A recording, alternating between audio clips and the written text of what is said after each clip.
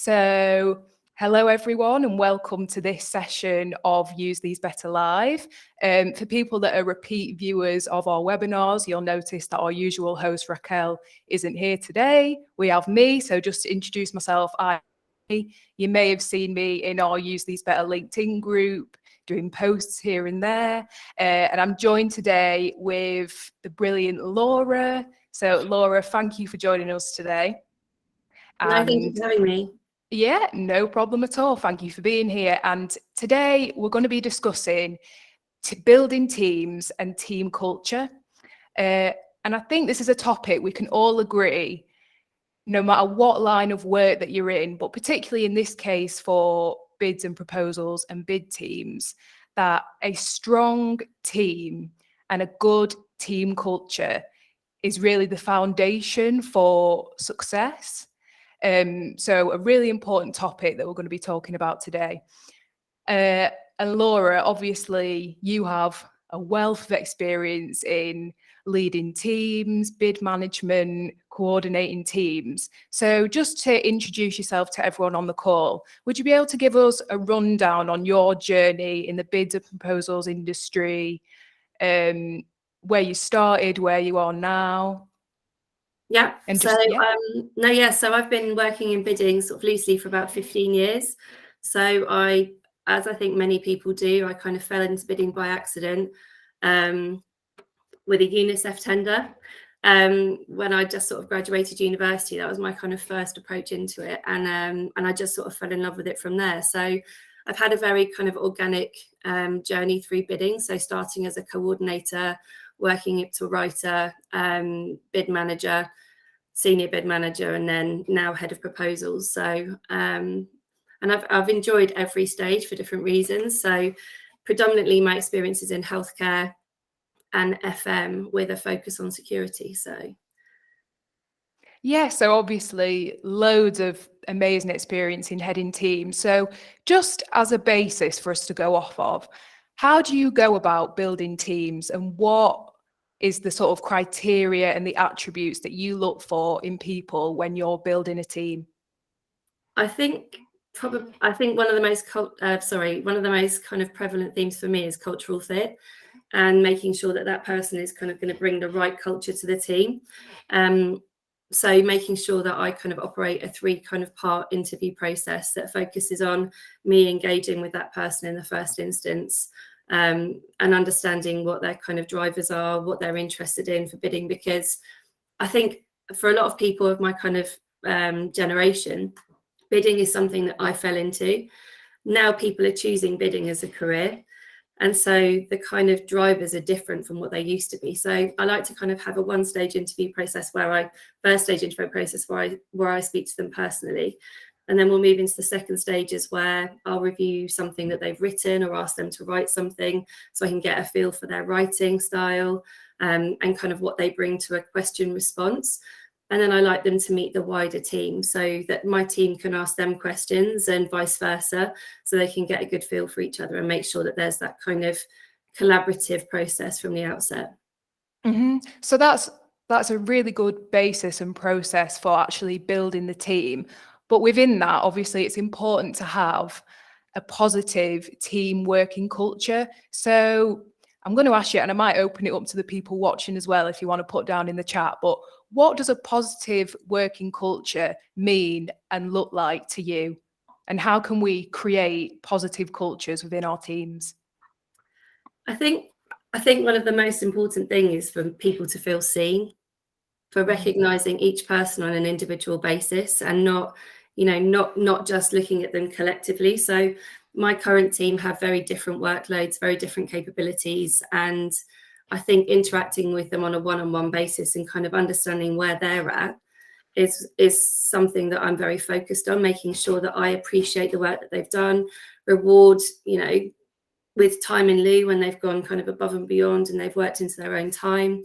And I'm very keen on maintaining those lines of communication, even more so now that we're predominantly working from home. I think maintaining that kind of, face-to-face contact, even if it is via Teams, for me is a way of maintaining that culture.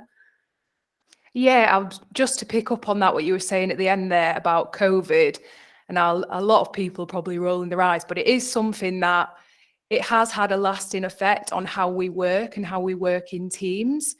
And what you said about making people feel seen, obviously, with the introduction of hybrid working and online working, we're doing a lot more calls nowadays rather than being in person. So when you're in the office, you can look over to someone in person and see through their facial expressions or their body language or their tone of voice if they're not feeling 100%, if they're stressed, or even if they're feeling really happy and they're passing that encouragement and happiness to the rest of the team. How do we go about that when we aren't seeing each other physically as much? How do we go about making people feel seen both literally and figuratively?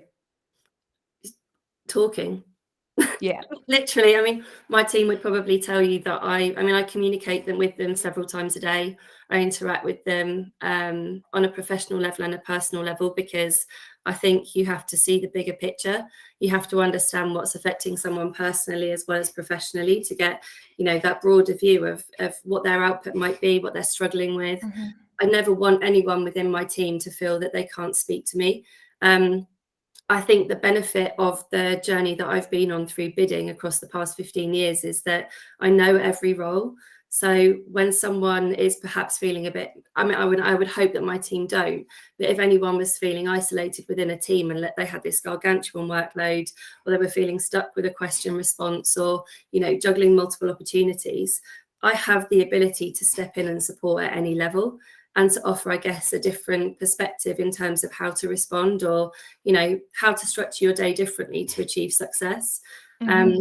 So I try to make myself as available as possible to my team in that sense. So we have a group WhatsApp chat, for example. We're in constant communication. They've met my son on Teams, and they know who he is, and just kind of keeping it light when it needs to be, and then focusing on the work element equally, but making sure that it's kind of an all-encompassing view. Yeah. And what you were saying about an all-encompassing view, because it's situational, isn't it? You can't sort of tarnish everyone with the same brush, and there's specific people that may feel differently about what's going on in the team. So for example, a lot of people are going now into the more hybrid working from home, but there are some people, so well, my dad for instance, or people of a similar generation, they like going into the office. They don't like working from home. They like going into the office. They like the conversational, social aspect of it.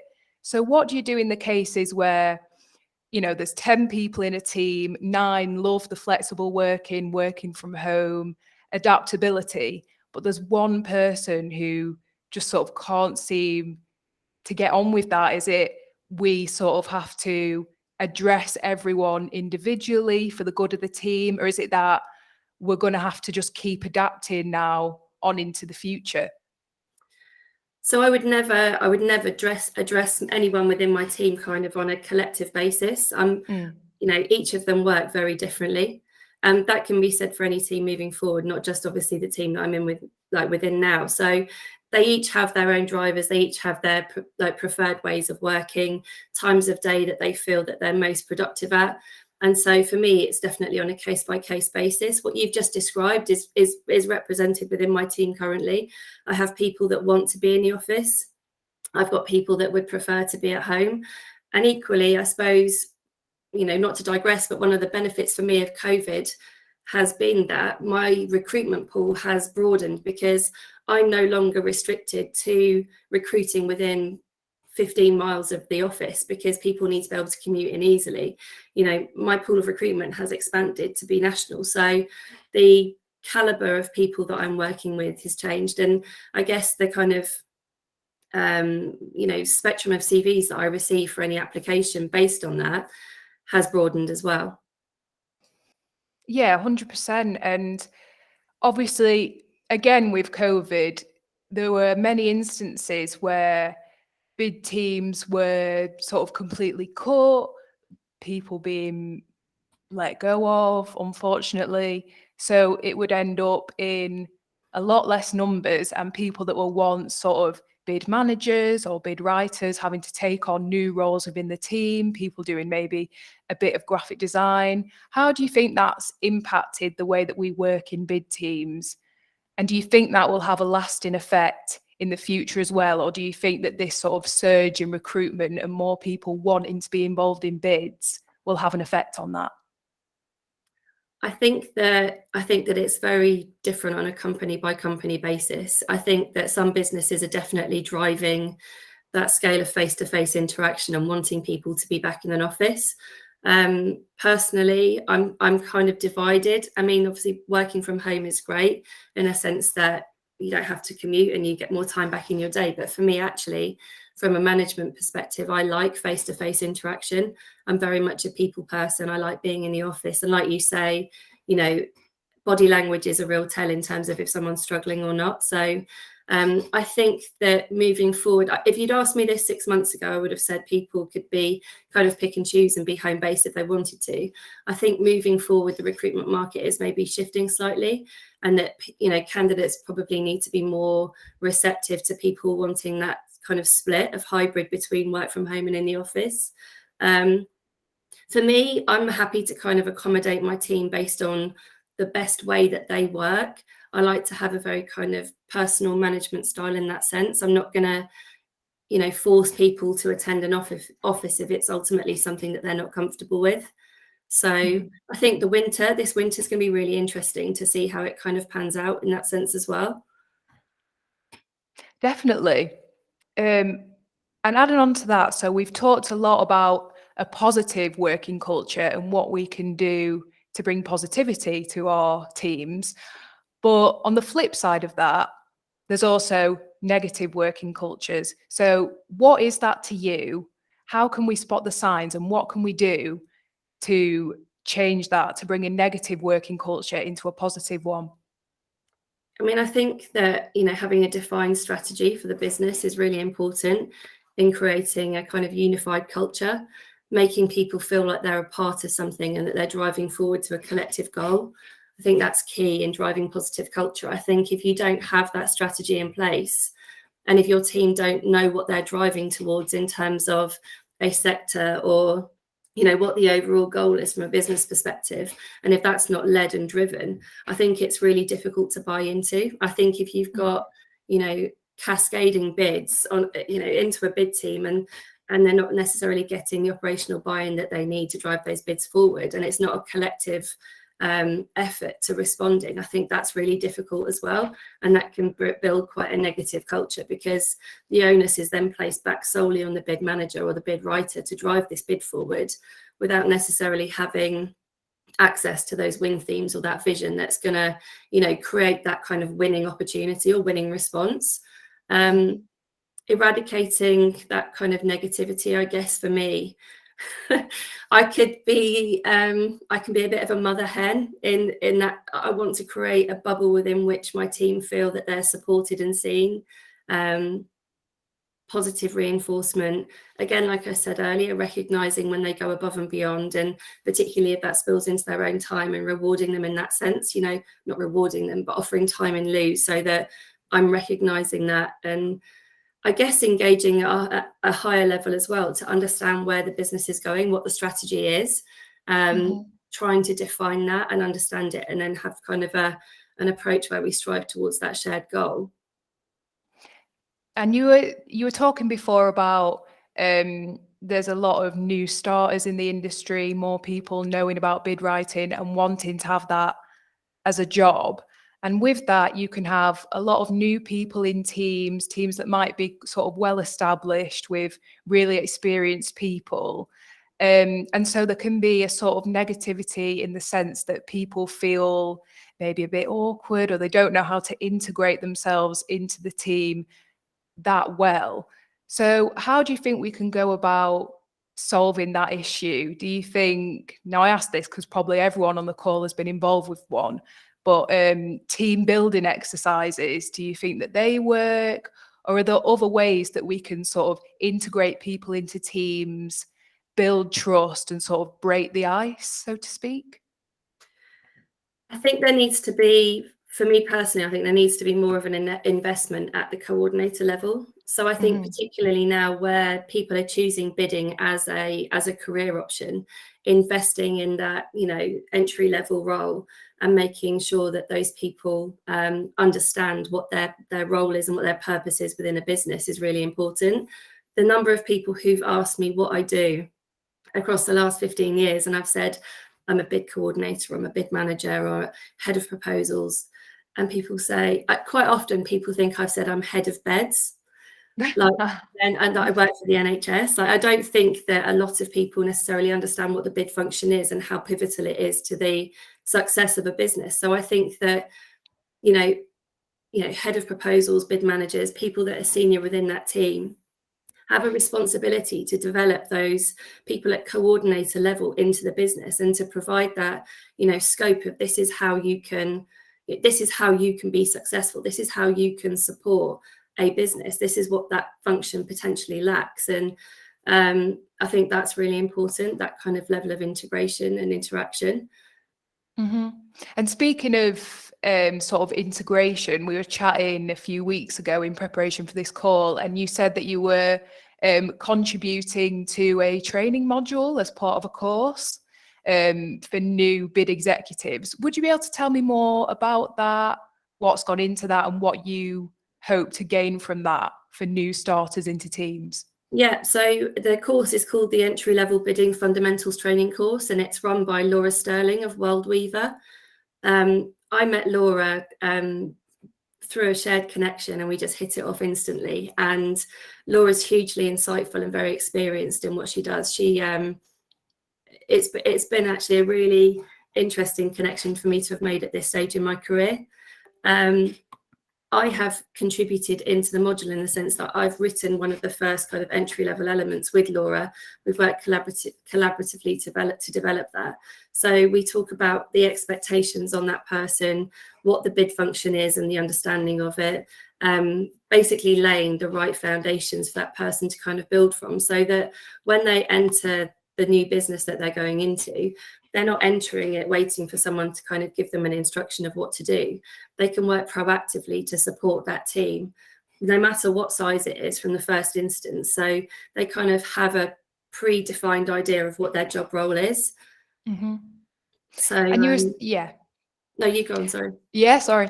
And with people, new starters going into bid teams proactively and having that knowledge about what they're going to do, as you were saying before, you said that you sort of fell into bids completely by chance. And so did I, who's someone who's newer to the industry. And, you know, you said when you describe what you do, a lot of people don't really know what it is. And that's the same for people my age. So when I was at university and I was thinking, oh, what am I going to do? What am I going to do with my degree? I didn't know what bidding was. And a lot of people, when I say on a night out, well, what do you do? I say, oh, I do bid writing. They're like, what's that? So what do you think needs to be done in order to get bid writing more known as a profession for new starters and for people my age? Do you think there needs to be a change in the industry, or we need to go somewhere specific to get the best new recruits for our teams?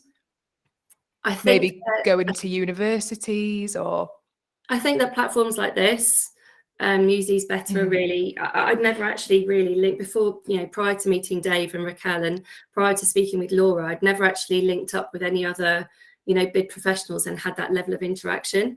I follow a lot of people on LinkedIn and obviously engage with them in that sense. But for me, I think that kind of platform for engagement and that kind of shared experience is really important in kind of creating that bolstering, you know, you're not alone element of in bidding. And I think, you know, presence at career fairs and, you know, creating it as a value, or presenting it rather as a valid, you know, career path, because, you know, there's progression, and B, you can be very successful in it. And, you know, I think that once you reach a certain point, you don't necessarily, I certainly don't regard myself as being sector specific.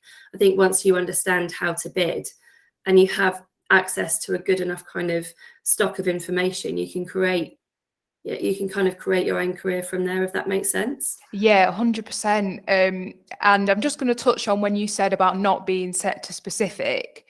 With that, in the bid industry, you end up working, so not just in your own sort of bid team, bid management, bid writing team, but you work with so many other teams across businesses and in different sectors who may not fully understand what it is you're trying to do. You're sort of pressing people for information and trying to interview people to get the correct content.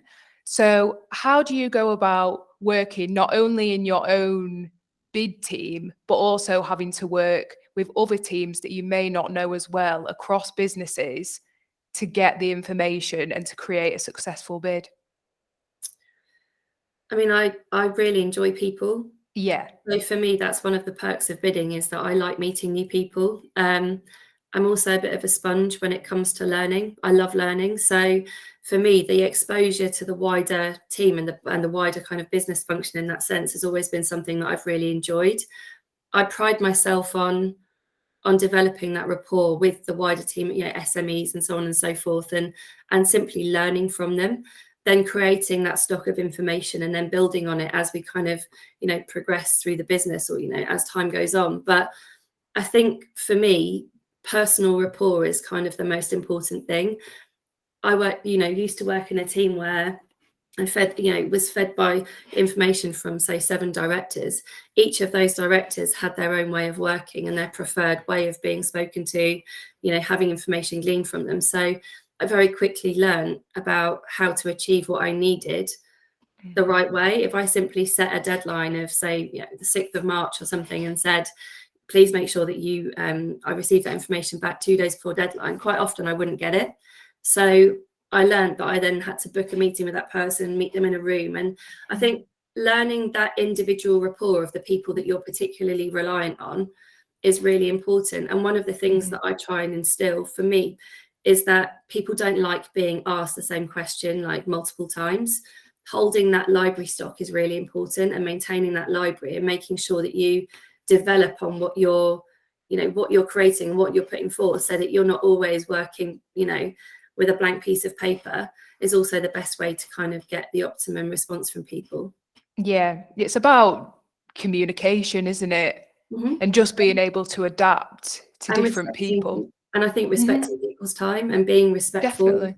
Everyone, aside from needing an operational methodology, these people also have a business to run. So I think, showing that scale of respect for what they're also contending with is really important too. So I'm always respectful. Yeah, it's easy to forget that bidding may be our full-time job, but it's not theirs. Yeah. They've got loads of other things that they need to be doing. So yeah, it is important to constantly maintain that communication and just being able to adapt to different scenarios. And I suppose that comes with experience, which you have a lot of. But so how would you say, for new starters into bid teams like me or anyone else that might be watching, how do you build up that ease of conversation and being able to adapt to anyone in a team and different teams within a business? How do you go about doing that? I mean, for me, the most important thing is to be respectful.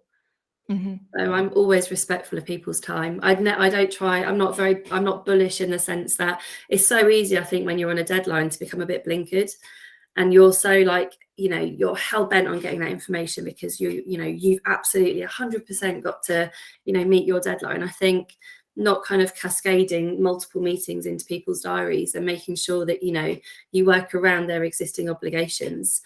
Talking to people, being prepared when you enter into those calls. Like I say, I tend not to go in with a blank response. I would skeleton out what I thought the response should be and then look to the SME to build the response with me. An old director of mine didn't used to like writing, so I used to have war room type calls with him, or meetings with him in person, where I'd literally have a prepared set of questions, 20 questions or whatever, and I would literally sit with him and extract what I needed from him face to face. You just have to learn the different ways that people work. And I think preparation is key, organisation is key. And for my team in particular, one of the things I'm really kind of emphatic about is no bid is ever cold. So I think it's really easy if you've got a pipeline of, say, 10 opportunities and you're currently working on 4, and then you've got another, 6 waiting in the kind of wings ready for you to work on those. I like my coordinator, for example, to maintain those bids as live, so they're always warm. So they may not necessarily being worked on by the bid manager, but we know when the clarification dates are, we know when the site meetings are, we know when we need to, submit X, Y, and Z by. We know what information is coming in through the portal and that's being circulated, so that people don't feel like you're saying to them, it's the 31st of May today, I've got a tender due on the 5th of June, I've only just got to it, and I now need you to contribute into that. So organisation and plate spinning is also key. Yeah, definitely. Organisation, keeping on top of things. But there's also, you mentioned before, having people that are a good cultural fit. So when you're bringing on new starters or looking at individuals within a team, what are the characteristics that you would look for to be a good cultural fit within a team? Because there's sometimes a sort of cognitive bias that people have where they'll think that a good cultural fit is someone who has the same personality as them, or someone who has, exactly the same opinions on things as them. But that's not always the case. So what is it that we can look out for to know when people are going to be a good fit in our team? So I don't tend to go by personality type. I certainly don't recruit in that way. For me, I think one of the things that I'm kind of most focused on is passion for bidding. I mean, it can, when you are working on a high profile bid on a tight deadline, that is your life. So you need to be invested in the end goal and focused on it. So for me, someone who is driven, someone who's focused, someone who can demonstrate to me an organised approach to bidding, someone who understands the purpose of their role within a team, and can kind of have an all-encompassing approach to that, someone who's keen to develop in that sense.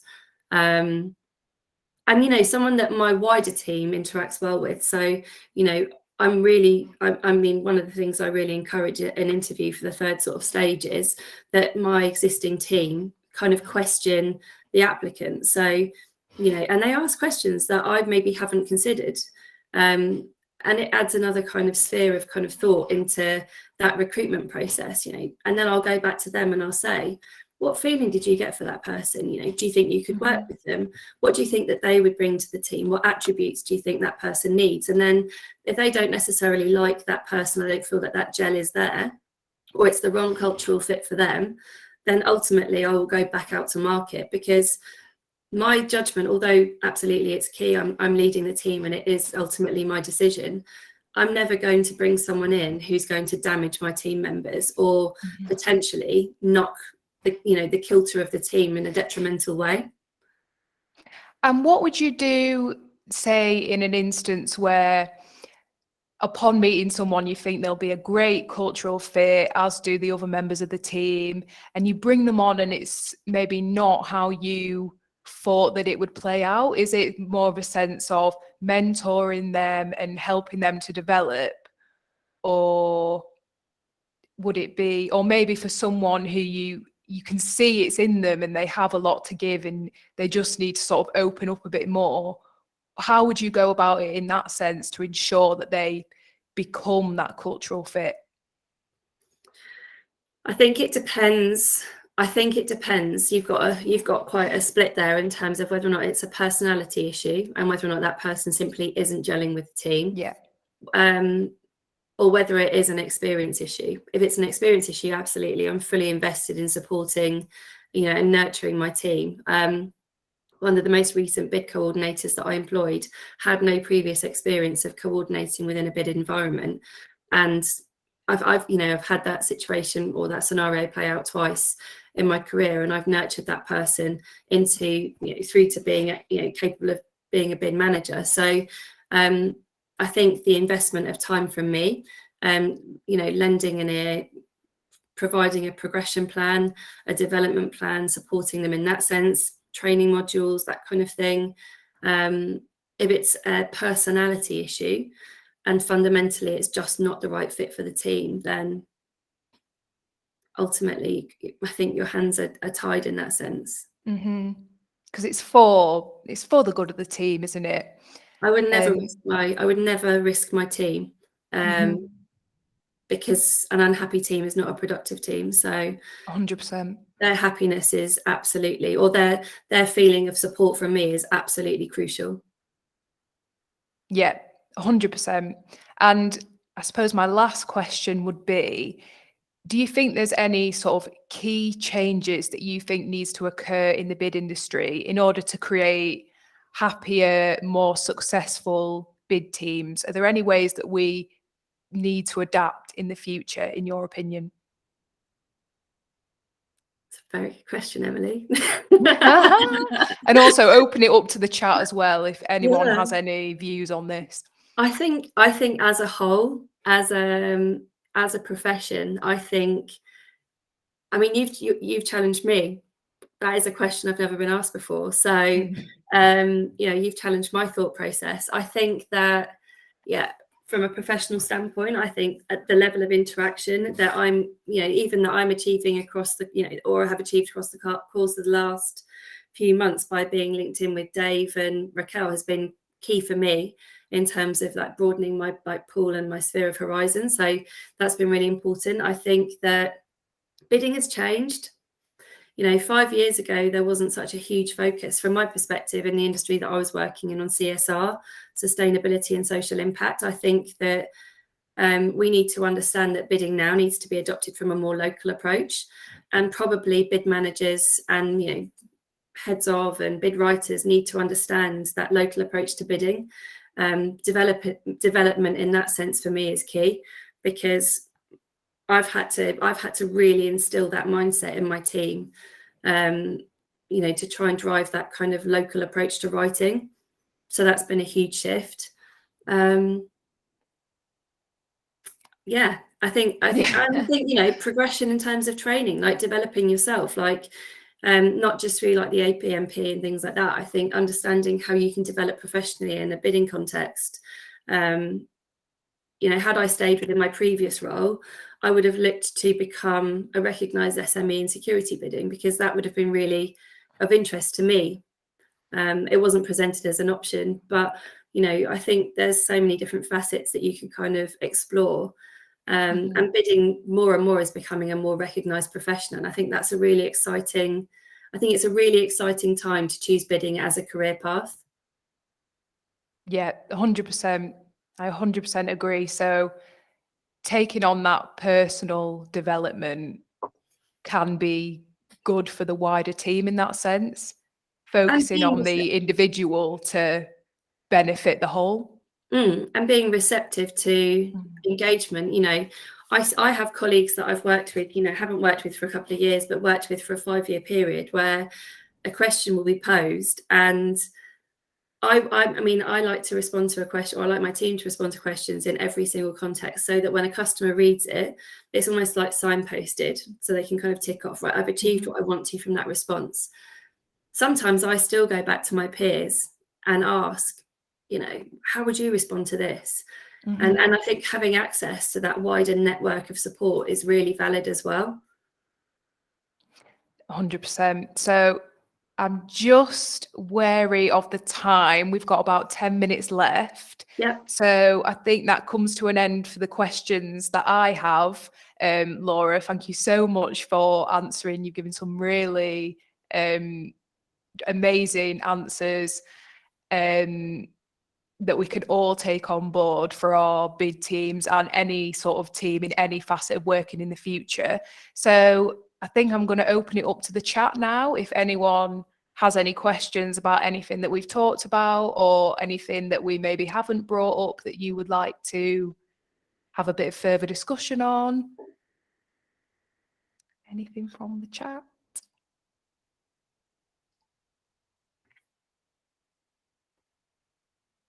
It doesn't look like we've got anything from the chat as of yet, but not that I can think of.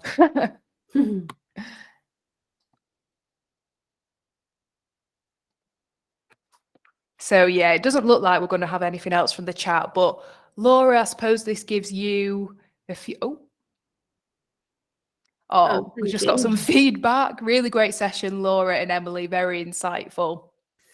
Thank you. So thank you. This is both of our first time. So, but yeah, Laura, I suppose this gives you a few minutes to, if you want to plug anything, your socials or anything like that. No, I mean, the only thing that that I would plug in any sense is the entry-level bidding fundamentals training course, because I think for any business looking, you know, to recruit bid executives, for me, writing it, you know, and engaging with Laura at that level, it was almost like hitting rewind 15 years back to when I started. And, you know, and now that I'm, you know, leading a team and I recruit bid coordinators and, you know, recruit a new into the industry bid coordinator, and kind of thinking from so many different perspectives about A, what I wish I'd known, and I think, and B, what I wish they knew coming in. And I think that that course is something that is going to be pivotal, because it's written from the perspective of people who have worked within bid teams, who've operated bid teams, and who understand, you know, that how crucial that foundation layer is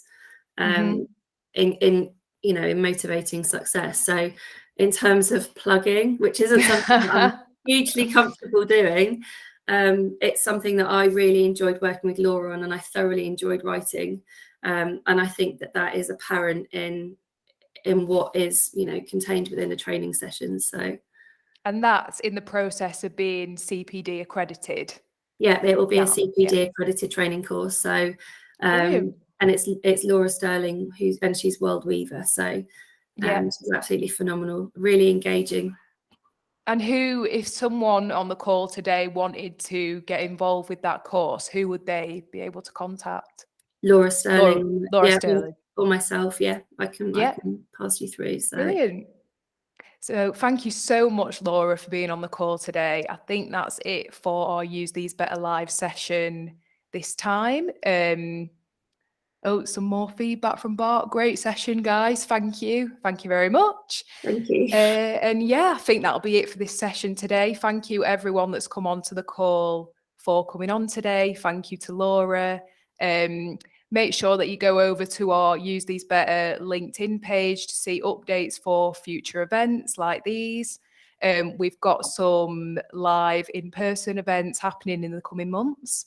And yeah, thank you very much to everyone that's come on the call today. Dave's just put the link for the group in the chat, so make sure to click the link, request to join the group.